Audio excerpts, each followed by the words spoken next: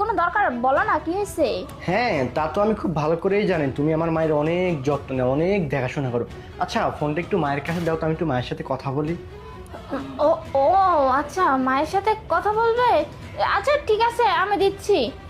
মা, মা, এই তোর ছেলে ফোন দিয়েছে, যদি একটা কথা উল্টা পাল্টা বলেছিস না তাহলে তুই বুঝতেই পারছিস তোর ছেলে বাড়িতে আসতে আসতে তোকে খতম করে দেব।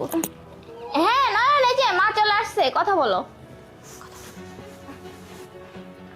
হ্যালো বাবা নয়ন, তুই কেমন আছিস বাবা? আমি আমি অনেক অনেক ভালো আছি। শোনো না নয়ন, হয়েছে কি, মা জানোই তো ফোনে বেশি কথা বলতে চায় না। আচ্ছা শোনো না, মার সাথে আমি তোমাকে পরে কথা বলে দেবো, ঠিক আছে?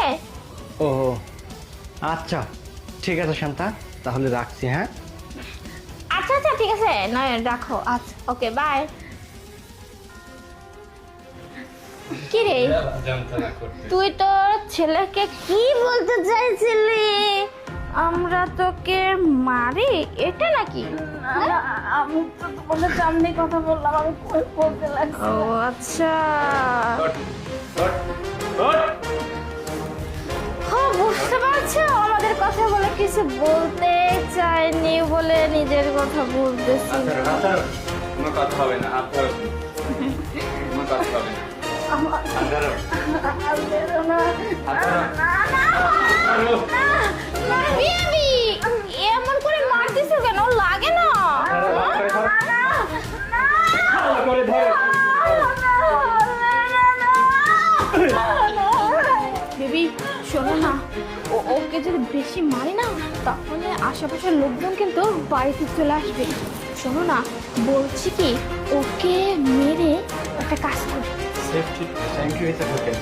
হ্যাঁ, আর নয়রাজকে বলবো ওর মা তার হাত ধরে জানে পালিয়ে গেছে, ওর বাবা তো অনেক কিছু আগেই মারা গেছে। দেখতেছি অনেক বুদ্ধি। বেবি তাহলে একদম দেরি করা যাবে না, ওই যেভাবে চিল্লাচ্ছে না, যে কোনো সময় ওর পাশের ওই আন্টিটা চলে আসবে। হ্যাঁ বেবি, তুমি ঠিকই বলছো, আমার মাথায় যে এত বুদ্ধি, এটা তো আগে জানা ছিল না বেবি। আচ্ছা যাই হোক, তাহলে আর দেরি কিসের, চলো চলো, শুরু করো। এই যে এটা দিয়ে ওকে মালা পরিয়ে দিচ্ছি, মরে যাবে